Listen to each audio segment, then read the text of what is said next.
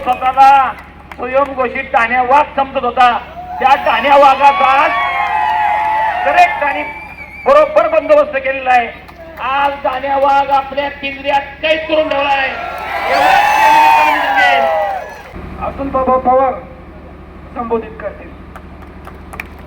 संपन्न झालेल्या जिल्हा परिषद आणि पंचायत समितीच्या निवडणुकीच्या निमित्ताने या सार्वत्रिक निवडणुकीत जो ऐतिहासिक विजय आपणा सर्वांना मिळाला, त्या झालेल्या विजयाबद्दल मी आपणा सर्वांचा हात जोडून या ठिकाणी मनापासून धन्यवाद व्यक्त आभार व्यक्त करतो.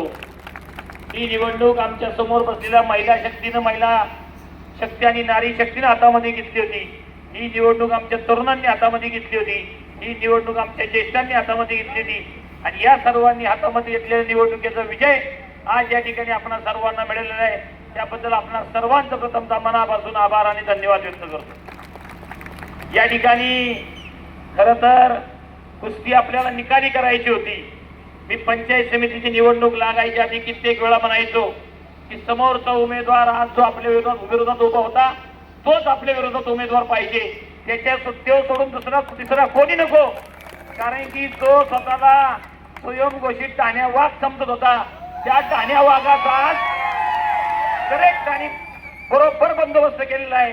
आज टाण्या वाघ आपल्या केंद्रात कैद करून ठेवला आहे. या ठिकाणी गेली 15 वर्ष सत्तेचा आणि सत्तेची मस्ती आणि उन्माद या गावामध्ये त्यांचा सुरू होता. 2010 साली ग्रामपंचायतीची सत्ता आली. सगळ्याला फट्यावर मारायचं, ग्रामसभेत कुणाला बोलू द्यायचं नाही, विकास कामं करत असताना कोणाला विश्वासात घ्यायचं नाही, विरोधी पार्टी सदस्यांना काडीची किंमत द्यायची नाही आणि हे सगळं आपल्याला काढायचं होतं आणि ते काढायचा दिवस आज या ठिकाणी उगवला. या ठिकाणी प्रत्येक जवळपास 2010ची, 15ची आणि 21ची ग्रामपंचायत झाली. तिन्ही ग्रामपंचायतमध्ये काटावरचं बहुमत आपल्याला मिळालं. अतिशय लाजीरवाना पराभव आपला काटावरती होत होता आणि ही एक 15 वर्षाची सल आपल्यासारख्या सर्वसामान्य कार्यकर्त्यांच्या मनामध्ये होती. या 15 वर्षाच्या काळामध्ये काय केलं? विकास विकास विकास. अरे आईची जीवाव बाईजी होता. मिटकॉन क्रीडांगणाला पैसे बावडेकर साहेबांचे, मिटकॉन क्रीडांगणाला पैसे बावडेकर साहेबांचे, मुरुम आणि माती आणि काळ तरणातला आणि यांनी त्या ठिकाणी उभं राहून काम करून घ्यायचं का? तर डंपर माग 500,000 रुपये काढायसाठी टक्केवारीवरती धंदा करायचा. मी जबाबदारीने सांगतोय, प्रदीप बावडेकर साहेबांना समोर बसलेल्या कुठल्याही व्यक्तीने उद्या जाऊन विचारायचं की मिटकॉन क्रीडांगणाचं काम करायच्या अगोदर ती ओढा उकरायचा होता, ते ओढा उकरायचं काम प्रदीप बावडेकर साहेबांनी सुरेश भिकू पवार सरांना सुचवलेलं होतं की सर तुम्ही आता रिटायर झालाय, तुम्ही एक काम करून घ्या. आणि ह्या महाशयाच्या कानावरती ही गोष्ट गेल्यानंतर हा महाशयाने प्रदीप बावडेकर साहेबांना निरोप दिला. हे तुम्हाला अजून कोणाला माहित नाही, हा वरून जितका गोरा दिसतो ना त्याच्यापेक्षा डबल काळा आहे मनामध्ये, काळा. त्यानं या ठिकाणी बावडेकर साहेबांनी निरोप दिला की जर माझ्या हातात आणि आमच्या ग्रामपंचायतच्या ताब्यात जर काम देणार असाल तर त्या ठिकाणी आम्ही ती एनओसी देऊ, नाही तर काम करू दिलं जाणार नाही. अरे गो पाठ झाली पाहिजे काय तुझ्याच कोंबड्या का? फक्त बाकीच्याकडनं का अक्कल नाही का? हा, ज्या सुरेश भिकू पवार सरांनी ओढा हायस्कूलच्या विद्यार्थ्यांच्या माध्यमातून धरण हे कित्येक दिवस गाळ काढायचं काम त्या ठिकाणी केलं होतं. त्या सुरेश भिकू पवार सरांना त्या कामाचा अनुभव होता. परंतु ते काम जर सुरेश भिकू पवार सरांनी केलं तर आपल्याला त्यामध्ये 1 रुपयाचा लाभ होणार नाही, ही मनामध्ये शंका आली आणि ते काम सुरेश भिकू पवार सरांच्या हातातून त्यांनी स्वतःच्या ताब्यात काढून घेतलं. शेवटी बावडेकर साहेबांना त्या ठिकाणी पैसे खर्च करायचे होते. त्यांना कोण करतंय हे महत्वाचं नव्हतं, काम होणं महत्वाचं होतं. म्हणून त्यांनी एका मिनिटामध्ये मान्य केले की चल तू काम करून घे आणि तिथून मग सुरुवात झाली. मग मिटकॉन क्रीडांगण. अरे मिटकॉन क्रीडांगणाला रुपडीची दमडीचं तुझी योगदान आहे का? मिटकॉन क्रीडांगणावरती आज जेवढी झाडं काढली त्या झाडाचा नवा पैशाचा हिशोब नाही. तात्या प्रत्येक काम नजर समोर दिसत होतं, परंतु त्या ठिकाणी जर अडवायला गेलो तर गाव असं म्हणलं असतं की विकास होतोय पण हेच आडवे पडतायत. म्हणून त्या ठिकाणी जसं होईल तसं करून दिलं. इतकी मस्ती की त्या क्रीडांगणावरती कुणाचे सामने घ्यायचं म्हणलं तर ह्यांना यांनाच विचारायचं. त्याचा सगळा हिशोब यांच्याकडंच. तिथं फुलपाखरू गार्डनला लॉक लावायचं का ते खोलायचं का त्याला तिकीट किती ठेवायचं त्यांनीच ठरवायचं. अरे तुम्ही काय गावचे मालक झाला का? गावामध्ये काय ग्रामस्थ नाहीत का? ही मस्ती आपल्याला चिरवायची होती आणि जिल्हा परिषद पंचायत समितीला माझ्या मनासारखी कुस्ती लागली. माझी पहिल्या दिवसापासूनची इच्छा होती, मला नुरा कुस्ती खेळायचीच नाही, मला निकाली कुस्ती खेळायची. मला निकाली कुस्ती खेळायची होती. भलं तर 2007-8 सालापासून जेव्हापासून राजकारण चालूय आतापर्यंत बरेचसे पराभव पचवलेले. मी या निवडणुकीचा जय पराजयाचा विचार कधीही केला नव्हता. मला फक्त एकदा समोरासमोर करायचं होतं की या गावामध्ये जी 15 वर्षे जिल्ह्याचे चित्र निर्माण केलेलं आहे की बावडा गावावरती माझंच प्राबल्य, बावडा गाव माझ्याच विचाराचं, बावडा गावचा मालकच मी. तू मालक आहेस का नोकर आहेस ही तुला आज दाखवून दिलेलं आहे. आज म्हणूनच माझी पैलवानाला शपथ सांगतो, नागेश्वरा शपथ सांगतो. या ठिकाणी राजकीय सहकारी बसलेत, बाहेर तालुक्यातले बसलेत. मी प्रत्येक वेळी म्हणायचो की माझी कुस्ती ह्याच्यावर एकदा झाली पाहिजे. 2015ला ग्रामपंचायतला मी उभं राहिलो त्यावेळी अफवा उठवली की त्याच्या विरोधात मीच लढतो. मी म्हटलं ये लढायला बघू. फॉर्म भरायचं कडे धाडस नाही केलं. 2021ला शेला दिला. शेला कोण दिला? शेला. अरे शेल्याचा तर कार्यक्रम 21ला केलाच केला, आज 26ला गुरुचा पण केला. कार्यक्रम केला दोघांचा. एकच सांगतो, सत्तेची मस्ती किती असावी. अतिशय एक सांगतो. 2021 पासून 26 पर्यंत ग्रामपंचायतीची सत्ता आल्यानंतर 7 सदस्य त्यांचे, 5 सदस्य आपले. याचं काम आहे ना. अरे प्रत्येक वर्षी 15 ऑगस्ट आणि 26 जानेवारीच्या ध्वजारोहणाला राष्ट्रवादी काँग्रेस पार्टीचे 6 सदस्यांची पैकी 5 सदस्य तिथे ध्वजारोहणाला आणि विरोधी सदस्यांना किंमतच नाही. मग तुम्हीच गावचे मालक झाला का? हे कुणी समजून सांगायचं होतं. तिथल्या हे जे निवडून आलेले होते ना 6च्या 6 त्यांना वैचारिक पातळी कसलीच नव्हती आणि त्यांनी ठरवायचं आणि ह्यांनी त्याचं ऐकायचं. या ठिकाणी 5 वर्षाच्या काळात सांगतो बरंचसं सहन केले. हो बरंचसं सहन केले. माझ्या बरोबर माझ्या 3 महिला सदस्य आहेत, एक योगेश राऊत म्हणून सदस्य आहेत, वनिता वहिनी, शैलजा वहिनी, प्रतिमा वहिनींना विचारा तुम्ही खालकीत जाऊन. त्या सभागृहात गेल्यानंतर त्या ठिकाणी काडीची किंमत आपल्या समोरच्या विरोधी सदस्यांना मिळत नव्हती. ठीक आहे ना. परंतु विकास कामे करत असताना या ठिकाणी तुम्ही विरोधी पार्टीतल्या सदस्यांना त्या ठिकाणी विश्वासात घेतलं पाहिजे ना. 2017 साली तुम्हाला ज्यावेळी या गावानं बिनशर्त पाठिंबा दिला त्याच्यानंतर तुम्ही काय केलं? गावात राजकारण, परत राजकारण. अरे ज्यावेळी गावानं तुला बिनशर्त पाठिंबा दिला त्यावेळी तुझं काम होतं गाव माझं आहे मी गावचं आहे. तू एका गटाचा आणि एका पार्टीचा विशिष्ट नव्हता. या ठिकाणी नागेश्वर मंदिराचा जीर्णोद्धार करायला घेतला. जीर्णोद्धार करायला आज या ठिकाणी दुर्दैवानी स्वर्गीय मामा या ठिकाणी आहेत नाहीत, विठ्ठल महादेव पवार पाटील मामांनी त्या ठिकाणी पुढाकार घेतला. त्याच्या पोटात पोटशूळ काय उठला की ह्यांनीच पुढाकार घेतला. त्या ठिकाणी स्वर्गीय नारायणराव कुंभार साहेबांनी 1 लाखाची देणगी जाहीर केली होती. स्वर्गीय दत्तात्रय आबाजी पवारांनी 50,000ची देणगी जाहीर केली. भाऊ साक्षीदार तुम्ही. या ठिकाणी लोकवर्गीय जवळपास 4-5 लाख रुपये जमा होती. त्याने फंड काय काढला?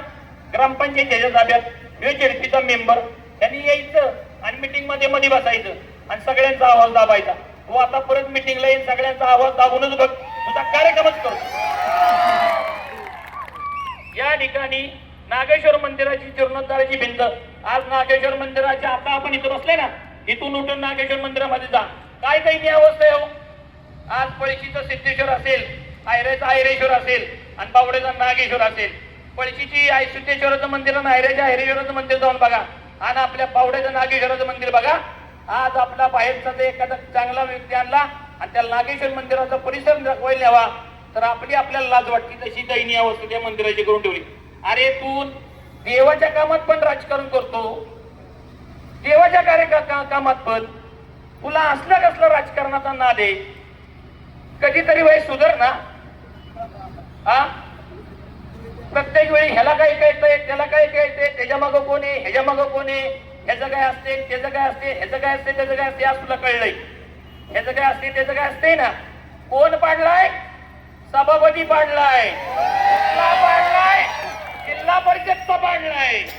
साधा सुद्धा पाडलेला नाही. आणि कोणी पाडलाय? या जनतेनं पाडलाय, मी नाही पाडला.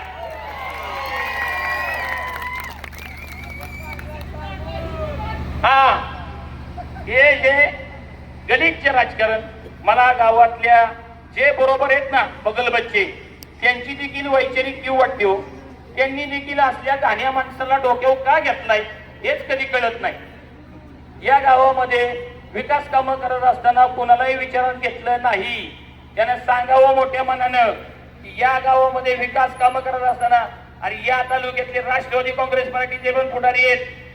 नितीन बोरगडे पाटलासारखा पुढे होऊन गेला, आनंदराव शेळके सारखा होऊन गेला, बकाईराव आबांसारखा होऊन गेला. हे राष्ट्रवादी काँग्रेस पार्टीची मी जबाबदारी सांगतोय. त्या माणसांनी देखील त्यांच्या भागामध्ये काम करत असताना विरोधी माणसाला मानाच्या सन्मानाचा प्रत्येक वेळोवेळी त्यांचा मान सन्मान केला, त्यांना विश्वासात येऊन काम केली, म्हणून ती आज इतक्या मोठ्या उंचीवरती गेली. तू 5 वर्ष झेडपीचा सदस्य झाला, 5 वर्ष, आणि दुसऱ्या पंचवार्षिकात पडलास, पंचायत समितीला पडलास. तुला 12 गावामध्ये जाईल, त्या गावामध्ये तुझं काय मत, तुला किती मतं पडणार होती आम्हाला चांगलं माहिती होतं. गाडीचं त्याला साक्षीदार आहे. या ठिकाणी काम करत असताना कुणालाही विश्वासात घ्यायचं नाही, विचारात घ्यायचं नाही. अतिशय मनमानीपणाचा कारभार करायचा ही आपल्याला अजिबात मान्य नव्हतं. आणि ह्या प्रवृत्तीच्या आपण हुकुमशाही पद्धत चालली होती, हुकुमशाही पद्धत. ती हुकुमशाही पद्धत आपल्याला काढायची होती. पण मी आज भैरवनाथाच्या साक्षीनं सांगतो, फक्त 4 महिन्यानंतर अजून ग्रामपंचायत येणार आहे. आज मला भैरवनाथाच्या समोर आपण बसलोय, आपण सर्वांनी, या संघटनेतल्या सर्व कार्यकर्त्यांनी, महिला भगिनींनी एक शपथ घ्या. तिची 15 वर्षाची आपल्या मनाला लागलेली ठेच आहे ना, आपल्याला झालेली जखम आहे ना, ती भरून काढायची असेल तर बावडा ग्रामपंचायतीची इलेक्शन 4 महिन्यानंतर आहे. आणि या गावचा सर्वांगीण विकास साधायचा असेल तर येणारी ग्रामपंचायत आपल्या कार्यकर्त्यांच्या ताब्यामध्ये आली पाहिजे. चांगल्या विचाराची सुशिक्षित माणसं त्या ठिकाणी आपण पॅनेलमध्ये देऊ. आणि आपल्या या येणाऱ्या निवडणुकीमध्ये त्या ठिकाणी आपण सर्वांनी या ठिकाणी ग्रामपंचायत शपथ घ्या. भैरवनाथ साक्षी सांगतो, येणारी ग्रामपंचायत कुठल्याही परिस्थितीत नागेश्वर परिवाराच्या ताब्यात, भारतीय जनता पार्टी ताब्यात आली पाहिजे, एवढी या ठिकाणी आज आपण सर्वांनी शपथ घ्यायची. आज या ठिकाणी मोठ्या मनानं तंटामुक्तीचे माजी अध्यक्ष बबन बापू आणि बावडा गावचे माजी उपसरपंच संतोष नाना आणि तालुक्याचे माजी सभापती प्राध्यापक यशवंत पवार या तिन्ही मंडळींनी आपल्या सोबत येण्याचा निर्णय घेतलेला आहे. या तिन्ही मंडळींचं मी या ठिकाणी आज मनापासून स्वागत करतो. त्यांनी घेतलेल्या भूमिकेवरती आपण या ठिकाणी त्यांनी घेतलेल्या भूमिकेचा आपल्याला या निवडणुकीत राजकीय फायदा झालाय का तर 100% झालाय. या तिघांचंही कधी ऋण आपण या पुढच्या भविष्यकाळात विसरणार आहोत.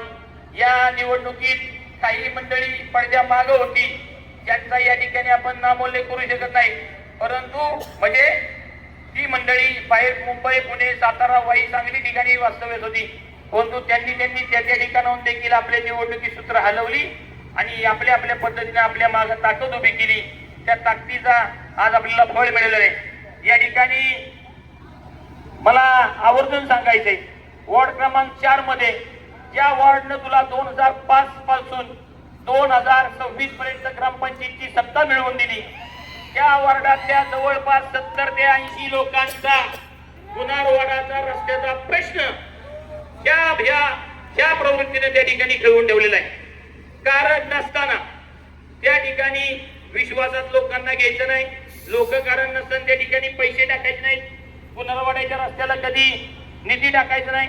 संतोष नानांना पाण्याचा रस्ता व्हावा म्हणून पाठीमागं पंचायत समितीमध्ये अर्ज केला होता आणि तिथं कुणाचा विरोध आहे बरं का, सगळ्यांचा त्या ठिकाणी रस्ता व्हावा म्हणून सगळ्यांची भूमिका आहे. परंतु संतोष नाना त्याचं लीड करतोय, नेतृत्व करतोय आणि संतोष आपल्याला सोडून गेला म्हणून संतोषची जिरवाईसाठी त्या गुन्हारवाड्याचा रस्ता ठेवला. ही प्रवृत्ती ग्रामसभेत केलेला ठराव जिल्हा परिषद मध्ये पाठवला. हे जेडपीचे सदस्य होते, पहिल्यांदा 2.5 वर्ष उपसभापती नंतर सदस्य, जेडपी मध्ये गेल्यानंतर तो ठराव त्या ठिकाणी, तो प्रस्ताव त्या ठिकाणाहून अलगद बाजूला काढला आणि गुन्हारवाड्याचा रस्त्याचा प्रश्न तसाच या ठिकाणी प्रलंबित आहे. नाना समोर बसलेल्या जनतेच्या साक्षीनं सांगतोय, वॉर्ड क्रमांक 4 चे भविष्याचे उमेदवार तुम्हीच आहे. तुमच्या पाठीमागे आम्ही सगळे नागेश्वर परिवार आहे. परंतु ग्रामपंचायत ताब्यात घेतल्या त्या ठिकाणी गुन्हारवाडच्या रस्त्याचा प्रस्ताव आपण पाठवायचा आणि प्रस्ताव पाठवायचा नाही तर तो रस्ता करूनच घ्यायचा आणि रस्ता करूनच त्याला दाखवायचं की आपण रस्ता केला म्हणून. विकास कामामध्ये इतकं गलिच्छ राजकारण. मेघाशी मी मिटकॉनचं तुम्हाला उदाहरण दिलं, त्याच्यानंतरचं उदाहरण देतो. योगेश राऊतांच्या गोशाळेपासून जो प्रदीप पावडेकरांच्या फार्म हाऊस पर्यंत सिमेंटचा रस्ता झालेला आहे, तो रस्ता कोणी केला हो? आहे तुमच्याकडे उत्तर? समोर बसलेल्या बऱ्याच जणांना वाटत असेल की तो रस्ता ह्यांनीच केला. तुम्हाला मी जबाबदारीने सांगतो, मी या ठिकाणी जो मी उच्चार करतोय, मी या ठिकाणी आपल्याला जे सांगतोय तो शब्दाला शब्द करायचा. तो रस्ता कोणी केला सांगा? तो रस्ता कोविडचा काळ होता. सातारा जिल्हा बांधकाम समितीचे उत्तरचे अभियंता, उपअभियंता आपल्या खांडाळ्याचे सुपुत्र श्याम जाधव साहेब त्या ठिकाणी, आणि कोविडच्या काळामध्ये या ठिकाणी प्रशासक होता. तो रस्ता, ते श्याम जाधव जी व्यक्ती, अतिशय भावनिक आणि आध्यात्मिक स्वरूपाची व्यक्ती, आणि त्यांचं त्या गोशाळेवरती नितांत प्रेम आहे. त्यांनी त्या ठिकाणी स्वतःच्या अधिकारातून त्या रस्त्याला, मला वाटते बापूर आहेत का, त्या रस्त्याला 20 ते 25 लाख रुपयाचा निधी टाकला. 40 लाखाचा, 80 लाखाचा रस्ता टाकला.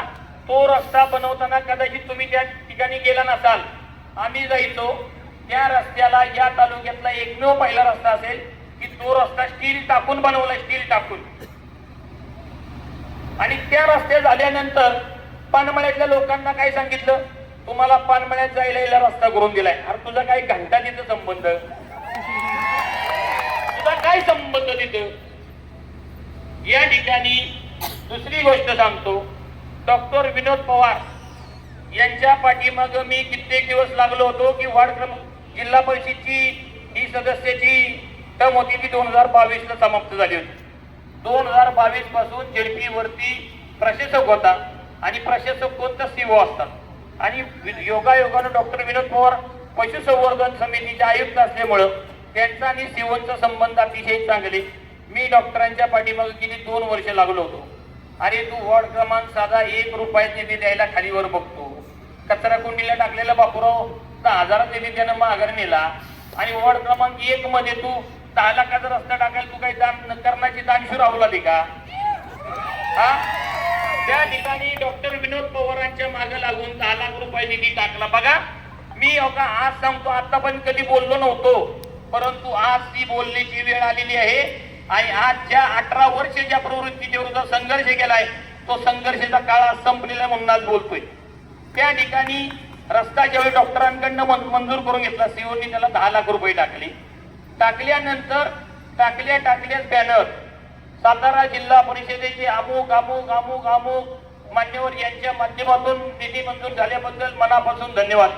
मला एक जणांचा फोन आला, असा बॅनर पडला. मी बॅनर बघितला, मग लगेच मी डॉक्टरांचा फोटो टाकून, कारण की ज्यानं केलंय त्याचं श्रेय त्याच व्यक्ती लिहिलं पाहिजे.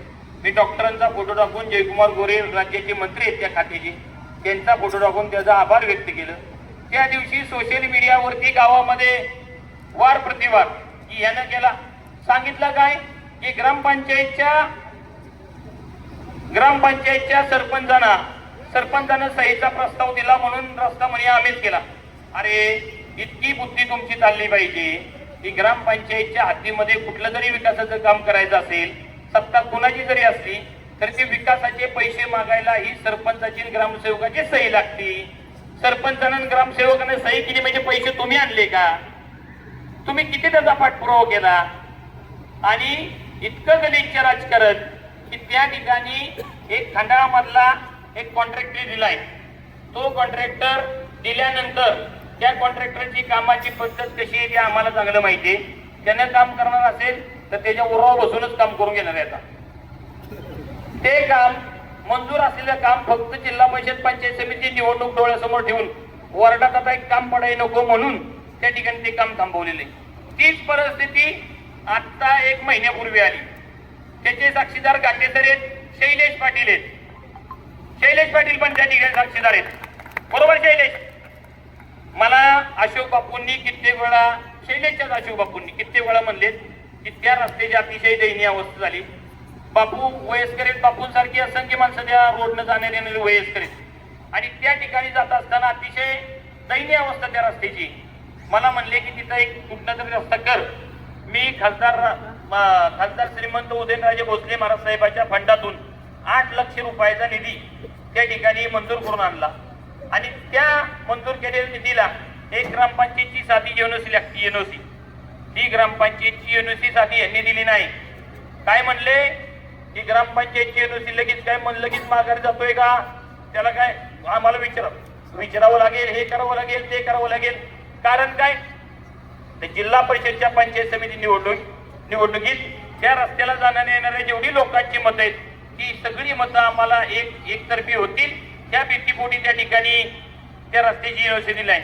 मी त्या विभागात राहणाऱ्या सगळ्या मंडळींना, शैलेशला असेल, भगवान बापूला असेल, घाटीसरांना असेल, बाळासाहेब घाटींना असेल, दिलीप पवारांना असेल, मंगेशला असेल, सगळ्यांना त्या ठिकाणी ग्रामपंचायतमध्ये पाठवलं. ग्रामपंचायतच्या सरपंचानं चेंडू कुणाच्या कोर्टात टाकला? नेत्यानं आदेश काय काढला? एनओसी द्यायची नाही. का द्यायची नाही? अरे तुम्ही विकास म्हणता ना, आता सोशल मीडियावरती सगळीकडे रील्स, हा रस्ता कोणी केलाय? त्याने केलाय. ती दवाखाना कोणी केलाय? त्याने केलाय. ती शाळा कोणी बांधली? त्याने बांधली. तुम्ही ज्यावेळी विकास म्हणता, तुम्ही जर विकासाचे खरे लायक असाल ना तर समोरच्या पार्टीने आणलेला विकास निधी पण मोठ्या मनानं स्वीकारला पाहिजे. मी त्या ठिकाणी त्यांना निरोप दिला. अरे तो रस्ता पूर्ण करायला 30 लाख रुपये लागले. किती? 30. आम्ही आणलेत किती? 8. राहिलेत किती? 22. तुमच्यात लय चमक असेल, तुम्हाला लय इच्छा असेल ना, तर वरचे 22 लाखाची तरतूद करा. नाही ती प्रवृत्ती ना. हे सगळं आपल्याला गाडायचं होतं आणि आज परमेश्वराने त्या ठिकाणी आपल्याला संधी दिली. या ठिकाणी पाण्यात रस्त्याची तीच अवस्था. दुसरी गोष्ट, पशुवैद्यकीय दवाखाना म्हणले आम्ही केला. विकास कामाच्या रील सुद्धा सांगतो या. मगाशी मिटकॉन ग्राउंड झालं, अंतर्गत रस्ते झाले, आता पशुवैद्यकीय दवाखान्याला पण मी जबाबदारीने सांगतो. डॉक्टर विनोद किसन पवार त्या व्यक्तीचाच त्या ठिकाणी त्या पशुवैद्यकीय दवाखाना आणायला श्रेय आहे, बाकी दुसऱ्या तिसऱ्या कुणाचं नाही. दुसरी गोष्ट, शिवाजी मळ्यातले जाणारे पानंद रस्ते लोकवर्गणी म्हणले काढा. लोकवर्गणी काढून जमा करून दिली यांच्या ताब्यात. लोकवर्गणी ताब्यात घेतली, तिथनं पुढं तो रस्ता तसाच राहिला. लोकवर्गणी खिशात टाकून गायब. वॉर्ड क्रमांक 2 मध्ये गटर केली. तात्या खऱ्या अर्थानं सांगतो, पंचायत समिती जिल्हा परिषद मध्ये हे मासे 2010 साली 15 साली सत्तेत आले. शेळके ग्रामसेवक या ठिकाणी ग्रामसेवक होते. त्या तत्कालीन कारभाराची 100% चौकशी करणार म्हणजे करणारच. आणि इतका अनागोंदी कारभार या ठिकाणी केलेला आहे. प्रचंड अनागोंदी कारभार आहे. फक्त ते दाखवायचं दिसतं तसं नसतं म्हणून जे फक्त ही मराठीची जी म्हणे त्या म्हणीचा वाक्यप्रयोग या ठिकाणी झालेला आहे. या ठिकाणी आता अधिक काही बोलत नाही. त्या महाशयांकडे संस्कृती, नीतिमत्ता, वैचारिकता ह्या कुठलीही गोष्ट नाही, तरी देखील ह्या बगलबच्चेने त्याला नेता म्हणून कसा स्वीकारलाय हेच मला कधी कधी प्रश्न पडतो. हे मासे साधी शिल्लक गोष्ट सांगतो. प्रत्येक 15 ऑगस्ट 26 जानेवारीला या ठिकाणी स्टेजवर उभं राहून मोठी मोठी कोटीची भाषणं. कितीची भाषणं? कोटीची भाषणं. विजन 2023 ते आता विजन गेले 2045 वर. अरे विजन तुझं 2026 ला संपले, तो आता काळजी करू नको. आणि त्या दिवशी म्हणजे माणूस काय प्रवृत्ती आहे ते तुम्हाला सांगतो. या 26 जानेवारी झालेली 26 जानेवारी, या 26 जानेवारीच्या दिवशी आचारसंहिता लागू होती. राजकीय भाषण करता येणार नव्हतं. परंतु तुझं देश कर्तव्य म्हणून त्या ठिकाणी ध्वजारोहणाला येऊन उभं राहून ध्वजारोहणाला सॅल्यूट करणं तुझं देश कर्तव्य होतं ना. तू स्वतःला सिद्ध करा येतो का इथं फक्त 15 व 26 जानेवारीला? ही तुझी नीतिमत्ता, ही तुझी वैचारिकता, ही तुझी पद्धत का वागण्याची. परंतु तुला लकला तू 2005 पासून सत्तेचा गैरवापर करून या ठिकाणी स्वतःला प्रति आमदार समजून या गावातल्या ज्या ज्या लोकांना त्रास दिला, ज्या ज्या लोकांच्या घरात भांडणं लावली, काही लोकांच्या चुलीत पाणी वतायचं काम केलं, त्या लोकांनी तुला तुझ्या जागा दाखवलेली आहे. आणि या सर्व जनतेचं, या मायबाप जनतेचे मी मनापासून आभार व्यक्त करतो. या ठिकाणी बोलण्यासारखं खूप आहे, परंतु आता काही थोडंफार ग्रामपंचायतला पण शिल्लक ठेवलं पाहिजे. ग्रामपंचायतची पण निवडणूक आता 4 महिन्यावरती आहे.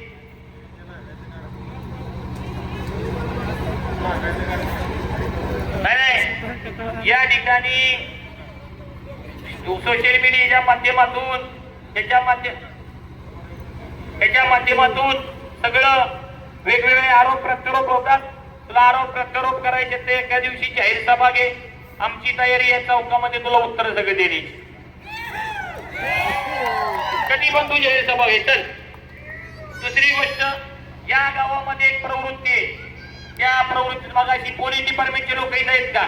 विशेषतः PI शेळके साहेब या ठिकाणी हजर असतील तर मला त्यांना सांग नाही. साहेब, मगाशी आमच्या तरुण कार्यकर्त्यांची चुकी नसताना आपण त्यांच्यावरती लाठीचार्ज केलाय, हे आम्ही कदापि मान्य करणार नाही, सहज करणार नाही. आणि दुसरी गोष्ट मला तुम्हाला ठणकावून सांगायची, या ठिकाणी या गावचा पोलीस पाटील जो आहे ना, तो पोलीस पाटील पूर्ण वेळ राजकारण करतो, पूर्ण वेळ. जर या पुढच्या काळामध्ये त्यानं पोलीस पाटील पदाचं कार्य जेवढं आहे तेवढंच कार्य केलं नाही आणि राष्ट्रवादी काँग्रेस पार्टीचा कार्यकर्ता म्हणून काम करायचं काम केलं तर याद राख, गाठ आता आमच्याशी. काल तू त्या ठिकाणी बूथ वरती यायची कारण नव्हती, आमच्या कार्यकर्त्याला शिवीगाळ करायची कारण नव्हती. कालचा दिवस आमचा होता, आम्हाला माहिती होतं निवडणुकीमध्ये काय होणार आहे, म्हणून आमच्या कार्यकर्त्यांनी त्या ठिकाणी झालेला अपमान सहन केला. परंतु त्या झालेल्या अपमानाचा बदला भविष्य काळात घेणार म्हणजे घेणारच. तू फक्त आता नादाला लाग आणि तू फक्त मला कुठं उघड दी. तुझा नाही करेक्ट बंदोबस्त कार्यक्रम केला तर नावाचा अतुल पवार नाही त्यांना ठेव. एवढं या ठिकाणी उद्विग्न होऊनपणे का सांगतोय का तर ह्या मंडळींनी ह्या गावामध्ये अतिशय अराजकता पसरवलेली आहे, अतिशय चुकीच्या पद्धतीचा पायंडा या गावामध्ये पाडलेला आहे. या नागेश्वर पतसंस्थेची व्यवस्थित चाललेली संस्था त्या ठिकाणी विनाकारण दगड मारण्याचा प्रयत्न केला. 1400 ते 1500 मताच्या फरकानं त्या ठिकाणी नागेश्वर पतसंस्थेमध्ये पॅनल आपलं निवडून आलं. चिरो झाला चिरो. काय कारण होती? तात्यांनी मगाशी सांगितलं, ज्यानं 25 कोटी रुपये बुडवले, त्या 25 कोटी रुपये ज्यानं खाल्ले बुडवले, त्याच्या समर्थनासाठी हा मतदारसंघाच्या आमदारांकडं, राज्याच्या मंत्र्यांकडं, सगळीकडं त्याचं शिष्टाचार करायला. कुणाची? ज्यानं 25 कोटी खाल्ले त्याची. अरे तू एक संस्था बुडवणार, तू एका संस्था बुडवणाऱ्याच्या मागे जर ठामपणे उभं राहत असशील आणि आम जनतेला सोडत असशील तर तुला काय आपली नागेश्वर पतसंस्था तेच करण्यासाठी ताब्यात द्यायची होती का? परंतु नागेश्वर पतसंस्थेच्या सुज्ञ मतदार बंधू भगिनींनी त्या ठिकाणी त्याला त्या निवडणुकीत जागा दाखवून दिली. या गावामध्ये तुझं राजकीय योगदान ठीक आहे. राजकीयांना तू ग्रामपंचायत सदस्य झाला, उपसरपंच झाला, सत्ता तुझ्या ताब्यात होती, झेडपी सदस्य झाला. तुझं या गावासाठी सामाजिक आणि सहकार क्षेत्रातलं योगदान दाखव. कुठली संस्था काढली, कुठल्या सोसायटीमध्ये तू ती सोसायटी उभी राहण्यासाठी मदत केली. अरे तात्या, तुम्ही मागाशी सांगितलं ती बरं झालं की या पुढची कुठलीही निवडणूक कॉम्प्रोमाइज करू नका, करणारच नाही हा शब्द आहे. परंतु तुम्हाला सगळ्यांना माहितीसाठी सांगतो, 2022-23 साली आपण बावडा विकास सेवा सोसायटीची, नागेश्वर विकास सेवा सोसायटीची आपल्या ताब्यात असणाऱ्या संस्था दोन्ही, त्या दोन्ही संस्थांमध्ये निम्मे संचालक मंडळ यांना दिले मोठ्या मनानं. का दिले? का तर आज तालुक्यातल्या बाकी सर्व गावांमध्ये विकास सेवा सोसायटींच्या स्वमालकीच्या इमारती सुस्थितीत आहेत आणि आपली इमारत एका भाड्याच्या खोलीमध्ये काम करते, आज पण करते. ती इमारत कुठेतरी स्वमालकीची व्हावी म्हणून त्या ठिकाणी आपण त्या दोन्ही निवडणुका विरोध केल्या. दोन्ही निवडणुका बिनविरोध केल्यानंतर आपलं काय ठरलं की ग्रामपंचायतची जागा अर्धा गुंठ द्यायची आणि इमारत आपण लोकसभागृह बांधायची. लोकसभागृह इमारत बांधकाम करत असताना सोसायटीचे 13+12 बावडाचे 13 आणि नागेश्वरचे 12 जे 25 संचालक निवडून आले त्या प्रत्येक संचालकाकडनं 10 ते 11 हजाराची पावती फाडायची आणि वरचे पैसे आमच्यासारखे राजकीय सार्वजनिक जीवनात काम करणारे कार्यकर्ते आमचं कॉन्ट्रीब्युशन देणार होतो. परंतु दोन्ही संस्थेमध्ये चेअरमन आपले दोन्ही संस्था आपल्याच विचाराच्या आजही आहेत, परंतु त्या ठिकाणी त्यांचे आपण काही सदस्य घेतलेत म्हणून त्या ठिकाणी ती सोसायटीची इमारत उभी नाही राहिली पाहिजे म्हणून 4 वेळा ग्रामपंचायतला ग्रामसभेमध्ये ह्यानं तो विषय हाणून पाडला. शेवटी इथं लोकराशेडे समोरचे गाळे ते म्हणलं पाड त्या ठिकाणी सोसायटी बांधकाम करेल आणि ग्रामपंचायतला इथं भाडं चालू होईल. परंतु आपल्या ताब्यामध्ये दोन्ही सोसायटी असल्यामुळं त्या सोसायटीची इमारत उभी राहता कामा नये ही ह्याची प्रवृत्ती. म्हणून मला कधी कधी प्रश्न पडतो की या गावानं ह्या व्यक्तीला डोक्यावरती घेतलाच कसा. इतका विचित्रपणा, इतका नालायकपणा आणि या सर्व कर्माचं फळ आज या सर्व जनतेने त्यांना आजच्या निवडणुकीत दाखवून दिलेलं आहे. एवढंच या ठिकाणी सांगतो. बोलण्यासारखं खूप आहे.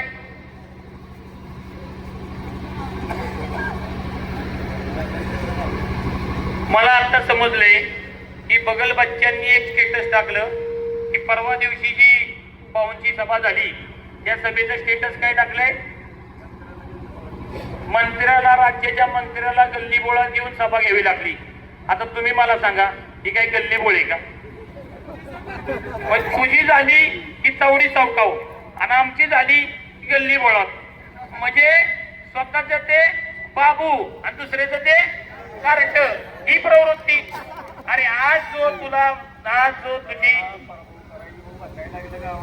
तुला जी तुझी राजकीय जागा तुला जी या जनतेनं नुसत्या बावड्यानं नाही तालुक्यातल्या बावडा पंचायत समिती गणातल्या प्रत्येक गावानं तुला तुझी राजकीय जागा दाखवून दिलेली आहे आणि या ठिकाणी तुला आज तुझी किंमत या जनतेनं दाखवून दिली. एवढंच तुला सांगतो.